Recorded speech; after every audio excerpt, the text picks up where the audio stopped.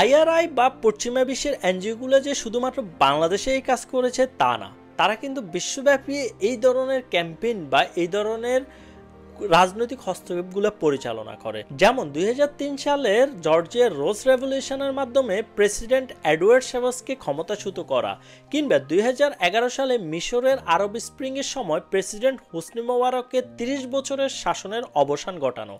অথবা 2004 সালের ইউক্রেনের অরেঞ্জ রেভলিউশন, 2014 সালে ইউক্রেনের ইউরো ময়দান আন্দোলন এবং 2019 সালের হংকংয়ের এক্সট্রাডিশন বিল মুভমেন্ট সহ আরব বিশ্বের অনেক সরকার বিরোধী আন্দোলনে এই এনইডি অথবা আইআরআই এবং